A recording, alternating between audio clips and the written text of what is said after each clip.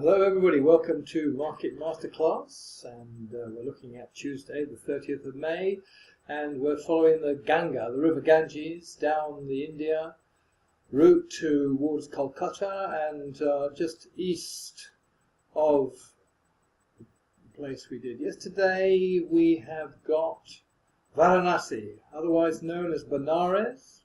It's one of the 7 most sacred cities with the Hindus. It's also a center of religion for the Jains, the Buddhists, and even Islam and Christianity are represented here as well.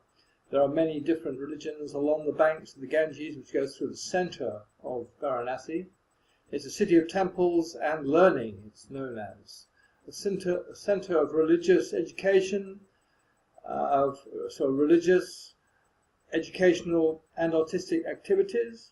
A site of the creation of man, it's known as amongst the Hindus. This is where man was created according to the Hindus, and it was the god Shiva's hometown. It's 8 miles from where Buddha gave his first lecture in Saranath, and so a very, very religious center. So this attracts a massive amount of pilgrims, up to 3 million a year, who come to bathe themselves in the waters, to get rid of their emotional and mental impurities. They're washed away if you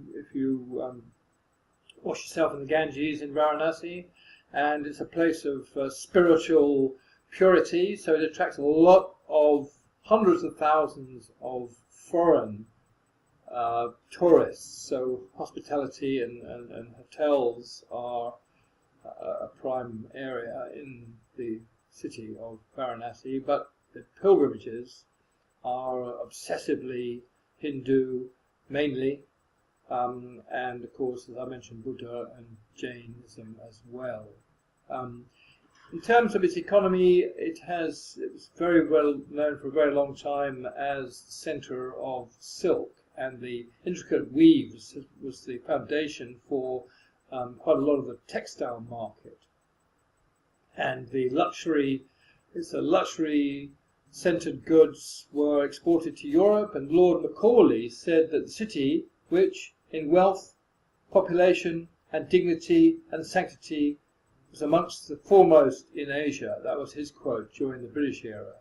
So luxury silk is still exported, alongside dairy products and betel leaves. Betel leaves, of course, is a pick-me-up drug, basically. People chew the leaves. Betel leaves are produced in this area as well. It's trying to develop as a factory centre with the Indian Railways coming in here. The cottage and large scale, they're hoping to convert cottage industries to large scale industries. What else do you get here? On the artistic side, they export brasswares, jewellery, carpets, wall hangings, lampshades, and replicas of Hindu and Buddha deities. There is a major diesel locomotive works here. There is the biggest oil company, Bharat Heavy Electricals Limited. It also has a base here.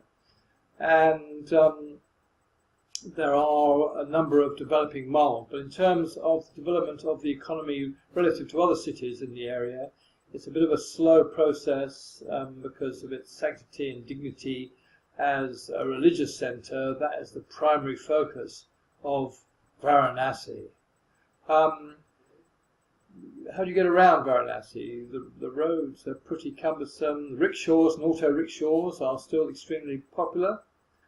And in terms of the tourism, they reckon that up to 3 million pilgrims come here a year, and as I say, hundreds of thousands of foreigners to see the sanctity, the spirituality of this amazing city, which has the Ganges running through the center of it.